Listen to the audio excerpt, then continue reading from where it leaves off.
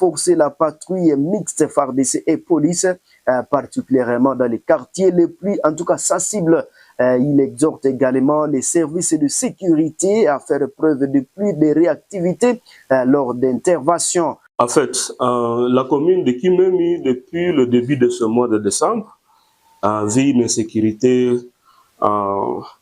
qui devient un peu générale. C'est-à-dire, chaque nuit, on essaie d'enregistrer des cas.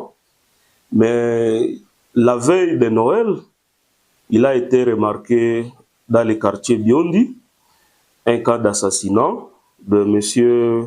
Augustin. Il a été assassiné chez lui à la maison aux environs de 22 h. Et les auteurs étaient des hommes armés qui, certains étaient habillés à tenue militaire. Ils étaient au nombre de 5. Et ils sont arrivés chez lui à domicile. Et malheureusement, ils ont criblé des balles. Et le regretté Augustin est parti. Et ce n'est pas le dernier cas. Il y a plusieurs bistrots sur rue d'Ambiance qui sont en train d'être visités par des bandits armés qui jusque-là restent inconnus.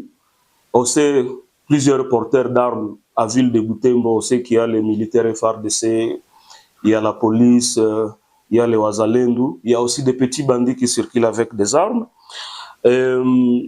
Augustin a été tué le 24 au quartier Biondi.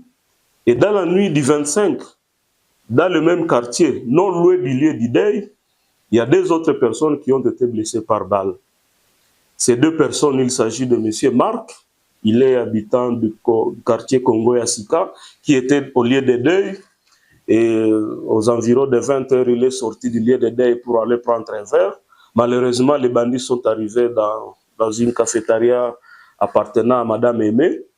Ils ont ravi des téléphones, ils ont pillé de l'argent. Et comme si cela ne suffisait pas, ils ont dit blesser 2 personnes par balle. Il y a une jeune fille qui s'appelle Kosolé, qui a été aussi blessée. Et les 2 se retrouvent maintenant aux soins intensifs à l'hôpital secondaire de Matanda. Donc voilà un peu la situation sécuritaire pour la commune. Mais ce qui est curieux, c'est que les services de sécurité ne font pas bien leur travail. Parce que pour les 2 cas, ils ont été alertés, mais l'intervention n'est pas arrivée. La criminalité urbaine et le contexte actuel de Butembo se retrouve être un contexte où il y a plusieurs acteurs qui sont armés. Donc d'un côté, nous avons les Wazalendu, et eux-mêmes commencent à dire qu'il y a des vrais et des faux. Et de l'autre côté, il y a des militaires, parce que même